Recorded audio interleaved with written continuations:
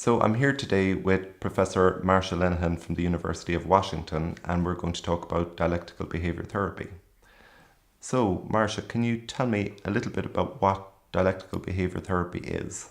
Dialectical behavior therapy, which I'm going to call DBT from now on for short. DBT is a comprehensive behavioral treatment, which is to say it's a psychological intervention. And it's an intervention which was originally developed for very suicidal individuals. And then it expanded to people who were not only suicidal but self-harming. Then after that, it expanded to people who either suicidal and self-harming or people who have very severe problems regulating emotions.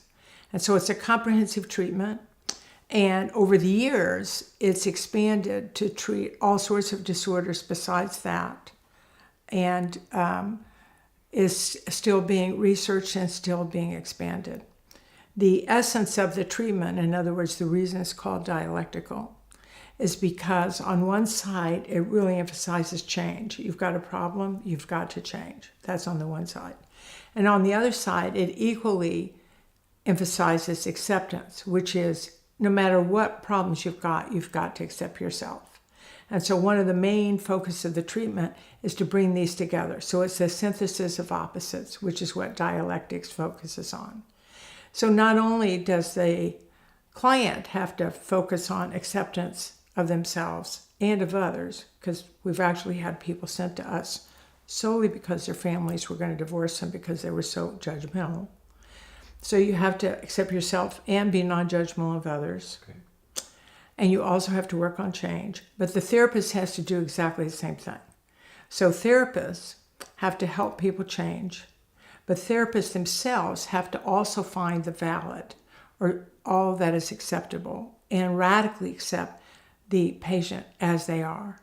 And with many of these patients, you're also having to accept slow, episodic progress, because much of the time the progress is not as fast for very serious, severe disorders as they are for less severe, somewhat easier to treat disorders. Okay, so Mársa, one of the common questions that we're asked is, do people need to have a specific diagnosis in order for them to benefit from dialectical behaviour therapy? The answer to that is yes and no. So the treatment itself has two components. One is individual psychotherapy, and the other is training in specific behavioral skills across many different areas. Everybody can benefit from the skills. We have parents coming in, we have executives coming in, it's going into the school system now, corporations are interested in the skills, so almost anybody can benefit from the skills. It's hard to imagine why you would want individual psychotherapy if you didn't have one or more psychological disorders. So it's probably, if you want just someone to talk to, okay, but DBT is not really someone you can talk to therapy. So I can't imagine that it would be of particular use. So can I ask you, what would be the more common disorders that would be associated with this treatment? Any person who's suicidal would qualify for the treatment no matter what their disorder is. So they could have PTSD, post-traumatic stress disorder, major depression, etc. The total treatment is really designed for individuals who have multiple disorders. So it's at its best with people who have multiple disorders, mainly because there really aren't other treatments designed for people with lots of different disorders. If you only have one disorder and you're not suicidal and you're not self-harming, the DBT treatment will start to look like other evidence-based treatments. And there's not a great need for this treatment. So if you're not really severe or complex or difficult to treat, you're probably not going to come for the full treatment, but you definitely would come for parts of the treatment. Okay, so Mársa, can you tell me how long the full treatment is and explain what the stages are? Well, the question of what is the full length of the treatment is a really good question, because that's what we're all doing research on right now. We're doing research in Canada, we're doing research in the United States, we're doing research in Europe. I know that you're doing research on that also. So all of the original treatment studies were 1-year treatments. That does not mean that absolutely everybody's better after 1 year, but it does mean that most of them were. So that's been the research. We're now looking at 6-month treatment. So Canada's looking at 6 months. I'm doing a really large treatment study with very high risk for suicide adolescents, and we're looking at a 6 months. So there's that. Now, if you go to skills training alone, and we have a lot of data now that skills training alone actually is very effective, those treatments can be anywhere from 1 hour, which we've done with college students who drink to regulate emotions, and it was extremely effective with college to do a 1-hour treatment, and all the way to just teaching people the skills, which can be done in 12 weeks, 16 weeks, 18 weeks, 26 weeks. So there are various lengths. It really depends on the severity of the person and how long it takes them to get committed to the treatment, be willing to work in the treatment, be willing to practice, etc. So Márcia, many of the people that are referred to the programme here in Ireland would have histories of repeated deliberate self-harm. What would be the typical length of treatment that would be required to help a person with repeated deliberate self-harm? That's a very difficult question to answer, because I've had people with repeated self-harm as well as repeated suicide attempts, even people who've ended up in intensive care. And for some of them, it's going to take a long time. We've had people who've been in this treatment for 4 to 5 years. These are usually the people who had very severe trauma at very early ages in their lives that was long-lasting into their teens or those years. So that group of people, they're going to take a long time. We have other people who go much more quickly. Some of our adolescents, for example, come into a 6-month treatment, and believe me, at 6 months, they're ready to roll. They've got all their teams to be on and their choir to be in and their friends to go see and 18,000 other things that they want to do. And they're no more suicidal, and they're finished with us, and they do fine. Okay, so one of the other questions that we're commonly asked is, does the treatment actually work for everyone? Let's face it, no treatment works for everyone. This treatment works for more people than it doesn't work for, and it generally has better outcomes than any other treatment that we know of for the problems that we address. But there's no treatment that works for everyone. Márcia, can I ask you, what is the commitment that is required of an individual if they're considering participating in a standard DBT program? Well, it's not 100% clear that you have a commitment that's required. What you have is a commitment that's wanted, which is to say DBT has always had the policy that we don't take involuntary patients. So people are sent here by other people, are required to be here by the law, or something like that. If they don't want to be in the treatment, we're not willing to treat them because our goals are the patient's goals. So what a person has to do is be there voluntarily, which is to say, I commit to doing this treatment. With our adolescents, for example, we had many of the adolescents who were there solely because their parents were making them come. So we talked with them a lot and we said, listen, we're not willing to let you be here. You have to want to be here because the treatment won't work otherwise. And in general, those who agreed to be there, they may not have wanted to be there, but they said, okay, fine, I'll do it. We took. So it really has to do with what works best, not exactly what's required. There's not some law somewhere. Okay, so you mentioned earlier on that there are different components to the treatment. So you have individual therapy and you have group skills sessions. Can you tell us a little bit more about the skills component? So in our skills, we have 4 core modules. The first module is a set of mindfulness skills, which to a certain extent breaks up mindfulness meditation and turns it into small chunks of behavior. And so we teach those. Those are the core, so they underpin every other set of skills that we have. Then we have interpersonal effectiveness skills. And these are skills which are how to ask for what you want, get what you want without harming the relationship and without losing your self-esteem. So those are a core set of skills that are the interpersonal skills. Then we have a set of emotion regulation skills, which are really designed to help you regulate emotions that you do not want to have and build resilience so that you're less likely to become emotionally dysregulated. So that's those skills. Then we have another set of skills called distress tolerance skills. And the first half of those are what called crisis survival skills, which are how to get through a crisis without making it worse by doing something dysfunctional or destructive. That's part one. And part two is how do you live a life that's not the life that you want without being miserable in it?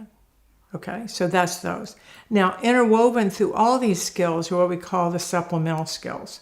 So, for example, we have an entire set of skills that are addiction skills, mainly because we've done a number of studies with heroin addicts and it's been very effective. So we have our addiction skills. We have middle path skills, which are skills really designed for adolescents and their parents, because with adolescents, we treat the parents and the adolescents together. And we have other skills that have been developed for other things. There's sets of eating disorder skills. We now have a brand new set of skills developed by Tom Lynch, which are for individuals who have over-controlled emotions. That's very exciting because they're the newest set we've got. And so we have skills on how to find people and get them to like you. Our teenagers like those skills. And so we have a lot of sort of supplementary skills. We have a set of skills that teaches parents how to validate their adolescents. So these are all that supplementary, which I'm not saying all of them. And in generally, supplementary are put in, and we all tell clients that any skill you talk us into teaching you, we'll teach you. So do participants need to attend both group and individual sessions? In standard DBT, yes. If you want to say that you're in DBT standard, you have to attend both. So the only real exception is if a person has social phobia, really phobia about going into a group setting, then what we do is we let them start an individual as the therapist treats the social phobia. And as soon as that's treated, then they go to the group. The other option is to get skills individually. The problem with that is there's almost never an available therapist who could do individual skills training in any program that I know of. And so in general, you have to go. So during the course of the 12-month program, you repeat the modules twice. Why is that? The main reason we do that is when you're really treating people with very severe disorders. Most of the time, they're too dysregulated the first time you go to even understand half of what you're saying. So the skills are very understandable, but not if you're so aroused that you can't think, you can't listen, and you can't pay attention, which does happen to some. So what we've discovered is if you go through it once, often people, they learn the skills, but not super well. And when they go through the second time, they say, oh, that's what that was. I can do that. We do the modules twice because at the beginning, in the first times that we did it, we discovered that a lot of people come to group and they're so emotionally aroused that their cognitive functioning sort of goes way down. With cognitive functioning way down, people can't pay attention, they can't process the information you're giving them, and they have a lot of difficulty learning the skills. What we do, therefore, is do it a second time. And in the second time, what ordinarily happens almost always is people say, oh, that's what that skill was. Oh, okay, I get it. I can do it now. And then they learn them very easily the second time through. We have, right now, when we start new skills programs with new people come in, the oldest but goodies usually say, listen, don't worry, you're going to have trouble understanding them the first time, but don't worry, you're going to get them. They're easy to get. You just have to have patience. So I think they're right about that. Okay, can I ask you, why is it important to keep your diary card regularly? Well, we do a diary card because the research is very strong that if you wait a whole week to tell someone what you did during the week, it's highly unlikely that you're going to be accurate. In fact, if you even wait a couple of days, you're usually inaccurate. So we ask people to fill diary cards out so that they can track the behavior that we're paying attention to in their treatment. So we have some standard diary cards like everybody keeps track of. What was your urge to harm yourself? What was your urge to kill yourself? What was your urge to use drugs? Did you harm yourself? Did you try to kill yourself? What was your use of alcohol? What was your use of illicit drugs? Did you use your medications as prescribed? And did you use over-the-counter drugs? And it's remarkable how effective this is, because then the treatment, when a person comes in for a session, they and the therapist review the diary cards to see how they're doing. Are things going up? Are they going down? We also ask each week, what's your level of misery each day?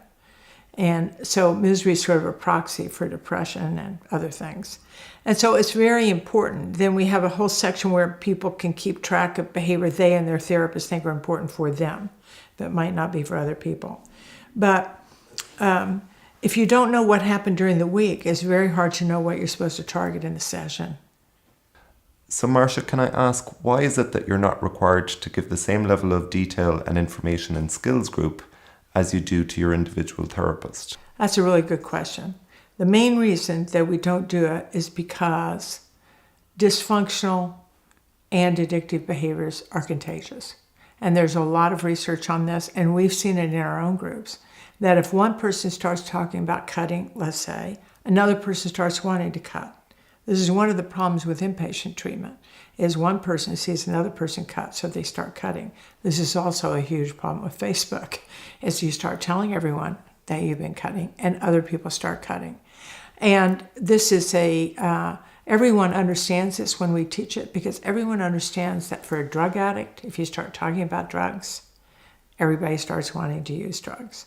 So you can't talk about drug use, can't talk about cutting, you can't talk about suicidal behavior, you can't talk about eating disorders, but you can call them your target behaviors.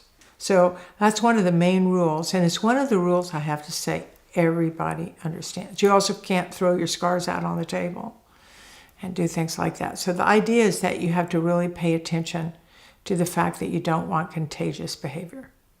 So why is it important for people to have access to their therapist using the phone out of hours?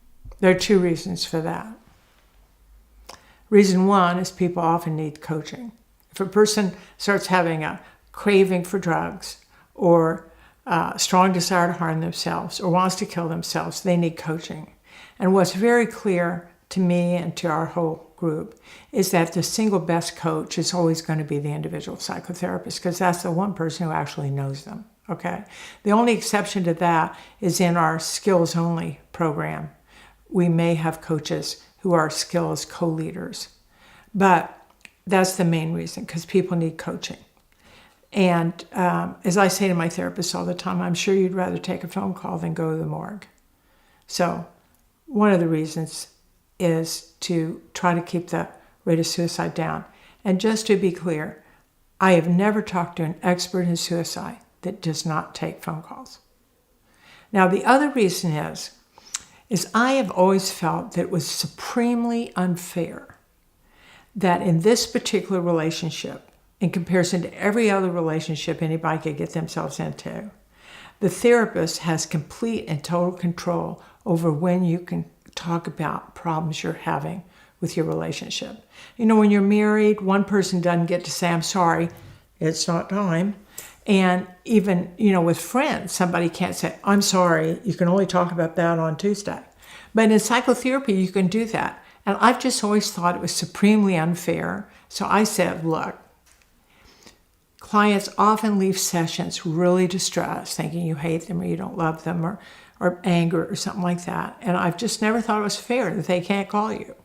So they can call you. Now, admittedly, they have to be skillful, or you can tell them you don't want to talk to them. But what you can't say is, you can't call me at all. Unless they've done something so off the wall that it's reasonable for you to say, when you act like that, I'm not talking to you. And therapists have to say that if they do that. Márcia, sometimes our clients worry about terms like dialectical behaviour therapy, and when they think about the treatment, they're worried that they won't be able to understand some of the terminology.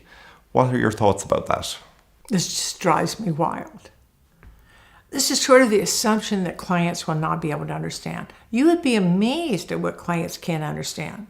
Now, admittedly, if you're going to go around using big words that nobody understands, you're going to have to define them. So an ineffective, incompetent therapist could have trouble. But in general, we use ordinary English words translated in whatever language they're being translated into.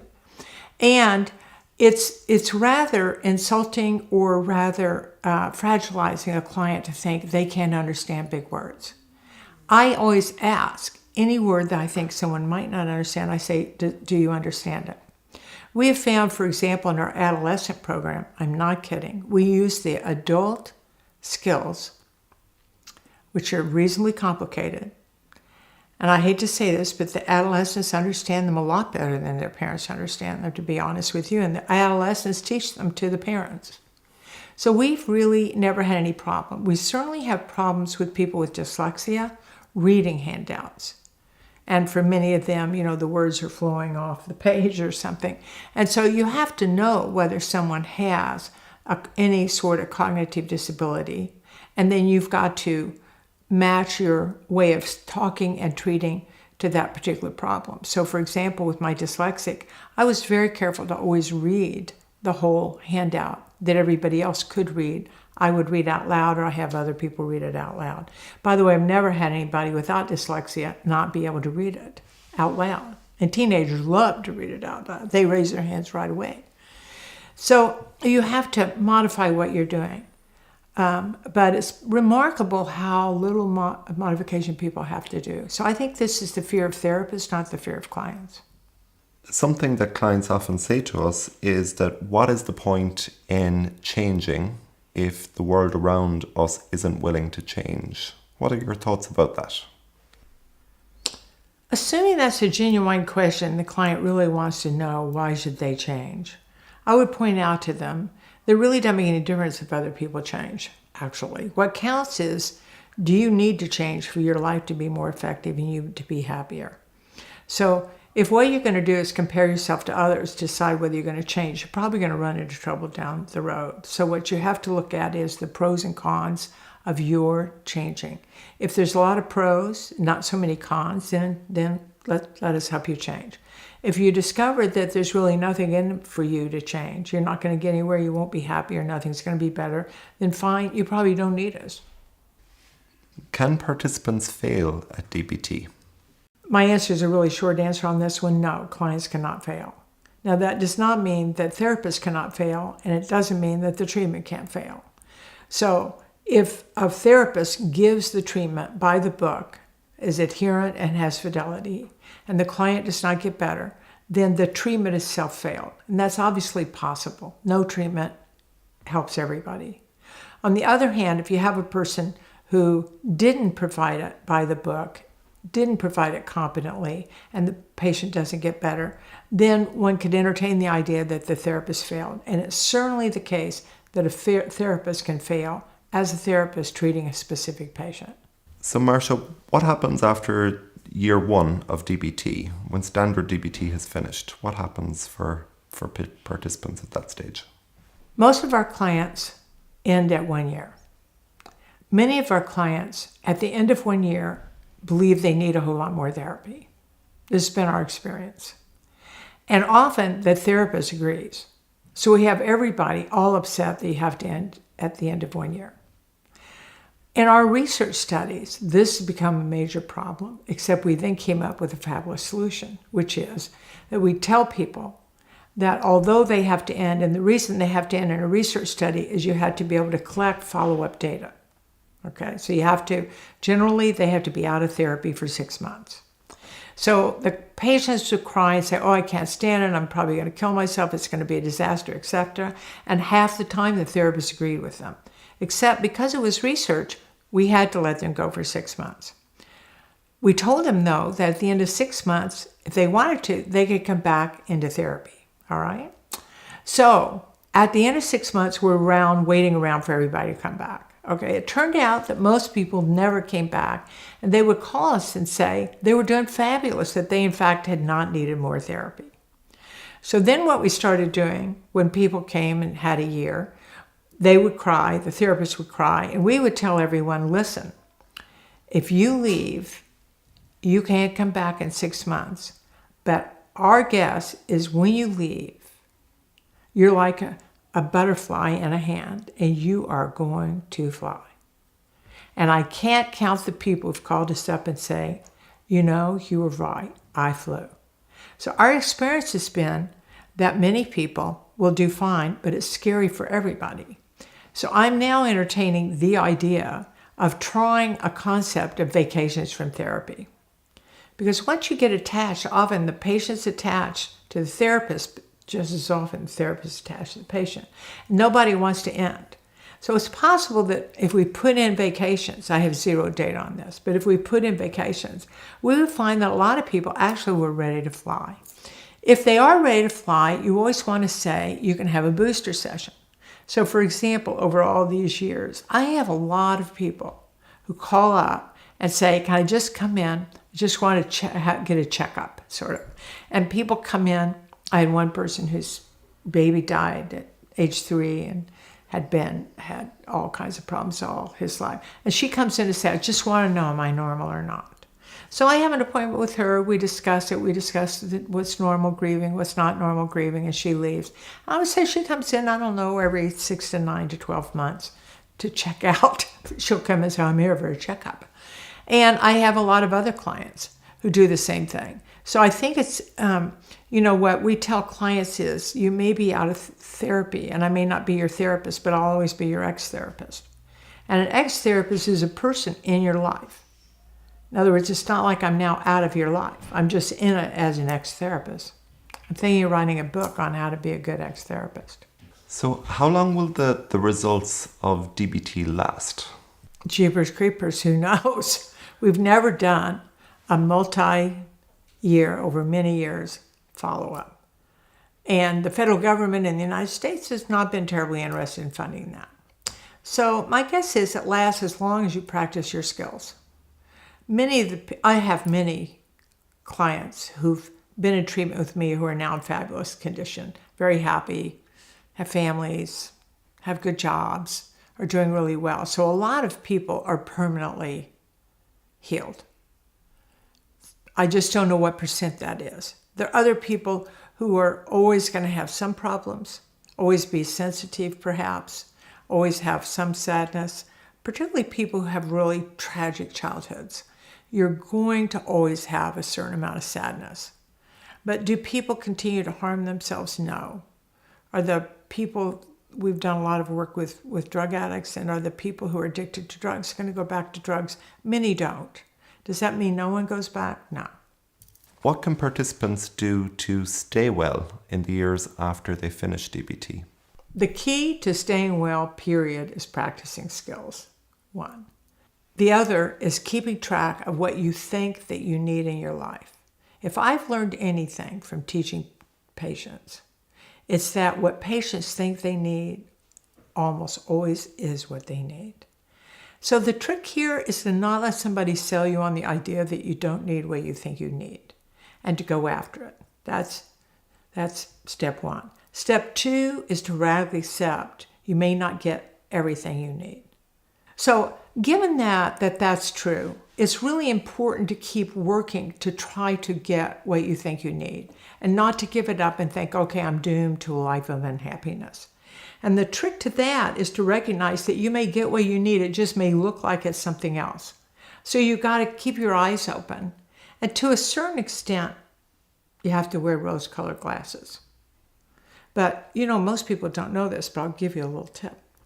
This is actually a lot of research on this. It turns out that depressed people see reality more accurately than happy people, because happy people distort. So a little distortion goes a long way in life. So Trust yourself that you need what you think you need. Keep trying to get it. In other words, you can't just sit back and wait for it to find you. But also be willing to take half a cake when you don't get the whole cake. Put on a pair of rose-colored glasses. You'll be fine.